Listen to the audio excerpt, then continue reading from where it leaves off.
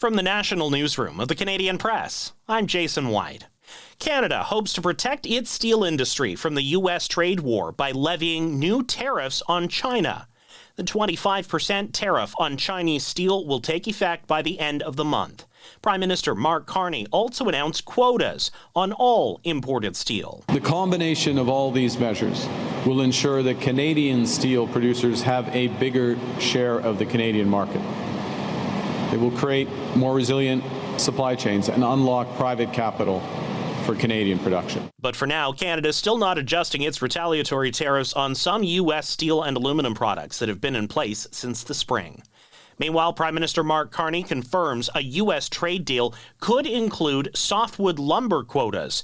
BC Premier David Eby has previously said resolving the two countries' softwood lumber dispute could build momentum for a larger, more comprehensive trade deal. 9 Ontario First Nations chiefs behind a legal challenge say they're concerned new federal and provincial laws will lead to environmental destruction. The laws are meant to fast-track major infrastructure projects. Chief June Black says her people have been on the land since time immemorial. What's about to happen is going to be very harmful. Bill 5 and Bill C5 are pieces of legislation that attempt to bulldoze over First Nation rights and lands. She's worried the laws will enable mining that will harm the earth, which would lead to contaminating the drinking water. Nova Scotia RCMP say a pink blanket has been found during the search for 2 missing children who disappeared more than 2 months ago. 6-year-old Lily Sullivan and 4-year-old Jack Sullivan have been missing from their home in northeastern Nova Scotia since May 2nd. Statistics Canada says the gap between the country's highest income and lowest income households reached a record high in the first quarter of this year. The agency says the difference in the share of disposable income between households in the top 40% of the income distribution and the bottom 40% grew to 49 percentage points in the first 3 months of the year. Statistics Canada says the measure has increased each year following the onset of the pandemic. For the first quarter, it says the increase came as the highest income households gained from investments, while the lowest income households saw wages decline. Michelle Zedekian, The Canadian Press. A vandalized Pablo Picasso painting is now back on display at the Montreal Museum of Fine Arts.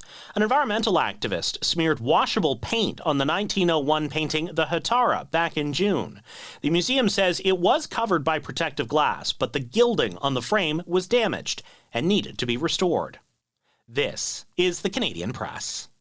In sports, Canadian tennis player Eugenie Bouchard will retire from the sport at this year's National Bank Open in Montreal. She had a breakout 2014 season, but injuries and inconsistent play affected the rest of her career. Still, Bouchard remained a key international player for Canada and was part of the 2023 Billie Jean King Cup championship team. Toronto Maple Leaf fans looking for a chance to either boo or cheer former forward Mitch Marner will have to wait until next year. The NHL's regular season schedule is now out. Marner's new team, the Vegas Golden Knights, make their only trip to Toronto January 23rd.